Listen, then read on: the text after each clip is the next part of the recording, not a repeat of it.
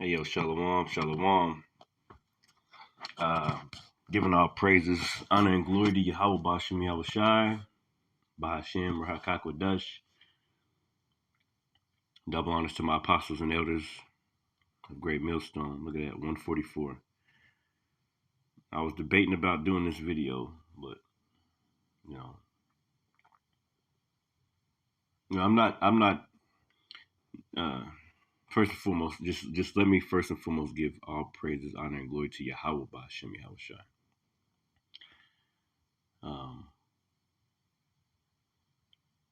And double honors to my apostles and elders of Great Millstone, and peace and salutations to the hopeful elect of Israel scattered abroad.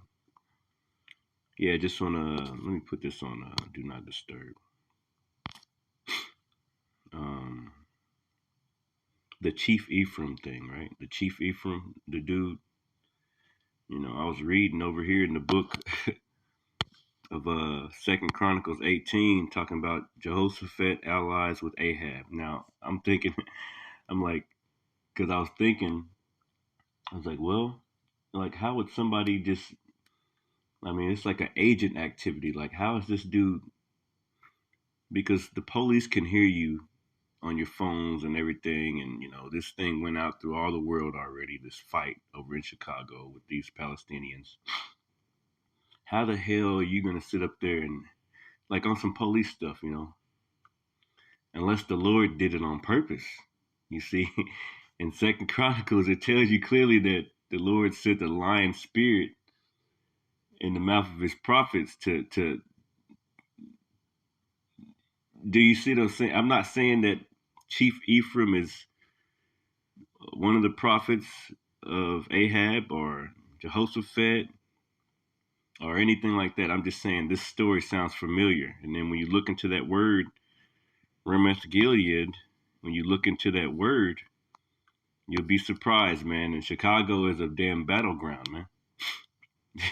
you'd be surprised. And I'm just gonna read one scripture and I'll read this story and that'll be it.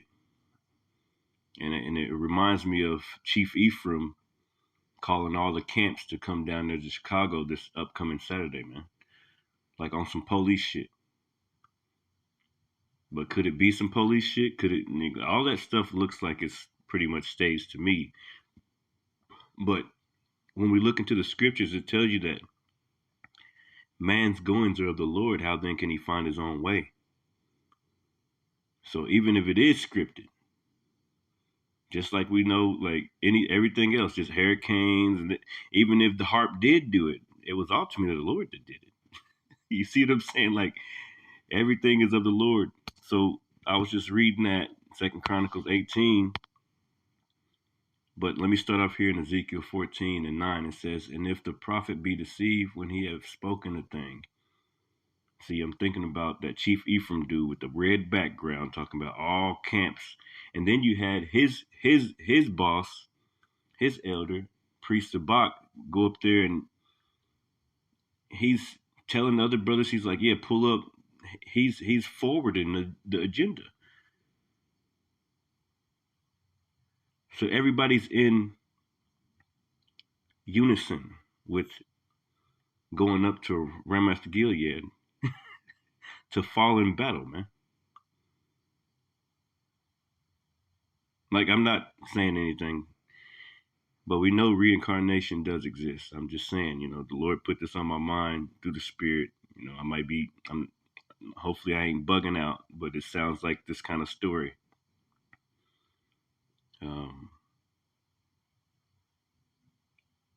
Ezekiel 14:9 again, and if the prophet be deceived when he have spoken a thing. See, that just, whenever he was saying those things, it just seemed like some police shit. But what if? Just what if the Lord is about to make a huge example of who are not his prophets, man? What if there's a slaughter, a battle in that place, man? You see? The cops ain't gonna be able to do nothing. They already passed laws that, say that you can't do this, you can't do that. You got 48 hours before you can do anything about this, that, and other. Right there in Chicago, people getting away with all types of stuff. So if a prophet be deceived when he has spoken a thing, Ezekiel 14:9, I, the Lord, have deceived that prophet, and I will stretch out my hand upon him, and will destroy him from the midst of my people Israel, and they shall bear the punishment of their iniquity. The punishment of the prophet shall be even as the punishment of him that seeketh unto him. So all these camps, I'm calling all camps. I'm calling all camps. So it's a battle. You see? It says, and the punishment of the prophet shall be even as the punishment of him that everybody that follows you into that battle gonna fall, man. Because the carnal mind is enmity with the Most High. So let's look into this 2 Chronicles 18. And I was just reading through this, and it just sounds really weird to me. I want to go to the point where I was reading down here. And it says, let me see. What was I reading down here? It says, 2 Chronicles 18. And I'll start here at 19. And it says, let me highlight this, because I thought about this when I was thinking about that Chief Ephraim dude, and then Priest Sabak, he was forwarding his message. Now, I'm not saying that these guys are these guys or anything. I'm just saying, like, it sounds similar to this story in 2 Chronicles, man. This is 2 Chronicles 18 and 19. 2 Chronicles 18 and 19. And the Lord said, who shall entice Ahab, king of Israel? Now, Chief Ephraim, he would be from the tribe of Israel, right? You see what I'm saying? Who, and I'm not saying he's Ahab. I'm not saying nothing. But when you look into these words, Ahab means chief. Let's go into it real quick. It says 2 Chronicles 18 and 19. Let's look into it. Ahab. Let's go down to it. Shall entice. And the Lord said, who shall entice Ahab? Okay, let's go to the word Ahab. Do we know what entice means? Strong 6601, right? Let's look up that first. It says, Strong's H6601. Patha. It says to be spacious, be open, be wide, to be spacious or open wide. So, yeah, open wide for what? for the police, for anything to happen to you people. Entice, be simple. To be simple. He's being simple when all these, to deceive, to persuade. And I was sitting there looking at his video, and I was like, damn, man, this shit sound like some police. This shit sound too weird to me. This is some weird stuff. Like, how could this happen? Then I started thinking to my mind earlier. I'm like, man, man's going toward the Lord. Then I thought about those lying spirits. That's what came in my mind just a minute ago. I was like, man, hold on, let me type this in real quick. Then I started reading that, this 2 Chronicles.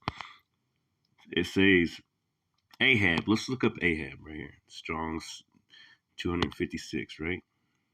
Strong's 256. Strong's H256. Ahab. Yep. It says, Ahab, father's brother, king of Israel, son of Omri, husband Jezebel, false prophet, executed by Nebuchadnezzar.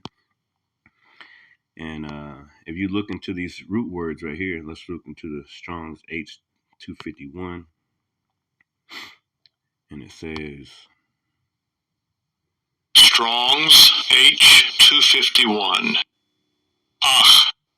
Og. We call each other Og. So brother brother of same parents, half brother, same brother, kinship, same tribe. But if we go back here and you look into the Strong's H1, right? And what does it say? Strong's H1. Of. Father of an individual, of God as the father of his people, head or founder of a household, group, family, or clan, ancestor, grandfather, forefathers, of person, of people, originator, portions, of producer, generator, of benevolence and protection, term of respect and honor, ruler or chief. Okay, I don't know. I'm not being too deep, Lord willing. Ruler or chief. So Chief Ephraim. Okay, that word chief goes back to Ahab. So 2 Chronicles 18 and 19, the Lord said, Yahweh Shem Yahushai, who shall entice Ahab, king of Israel, that he may go up and fall at Ramothgilead. And one speak, saying, after this manner, and the other saying, after that manner. So let's look up this word Ramothgilead, right? Ramothgilead, and compare it to Chicago, right? I don't know what. I'm not getting too deep. Lord willing, Lord willing. Strong's H7433. Ramoth Heights. I don't know what that park is called, but it says Ramoth Heights. Proper masculine noun, an Israelite who had a foreign wife at the time of Israel. Ramothgilead, a place in Gilead. Site, a place in Gilead. So it's a place in Gilead. Site, Dubious. What's dubious mean? Dubious. What's dubious mean? It says dubious. Dubious. It says hesitating or doubting, doubtful, uncertain, unsure. Now that's an unsure place. You know, with them passing those laws, you know, that lets people out for attempted murder and this, that, and the other, and you know, you got all these people walking around. You know, you can just kill somebody and get away with it pretty much in Chicago right now. It's the wild, wild west. Why do you think they call it Chirac? Okay, so this place is doubtful. Or you calling people from Texas, you calling people from here, you calling all these people together to come down to this site, to that park. It says dubious, doubtful, uncertain, unsure, in doubt, hesitant, unsettled, unconformed. All these things. Let's look at the second definition. It says not to be relied upon. Not to be relied upon. Suspect. Yeah, everything is suspect. Everything is suspect of this place. Suspicion, suspect, under suspicion, untrustworthy, unreliable, undependable. Everything is shady. Shady. What's shady mean? Of doubtful honesty or legality. So ambiguous, unclear, vague. It's very fishy. Fishy. Arousing feelings of doubt or suspicion. Fishy. So Ramothgilead goes into all this. It goes into that word dubious. It says a place in Gilead. It goes into the word dubious. Okay? Which is a doubtful place, uncertain. Let's go into some of these etymology words. The root word right here. It says Strong's 7413. It says Ramah. Strong's H7413. Ramah. It says height, high place, a place of illicit worship. Now look at Chicago, man. Ain't all types of demons running around that mug, man. But you want to call all the Israelites to this illicit place. What's illicit mean?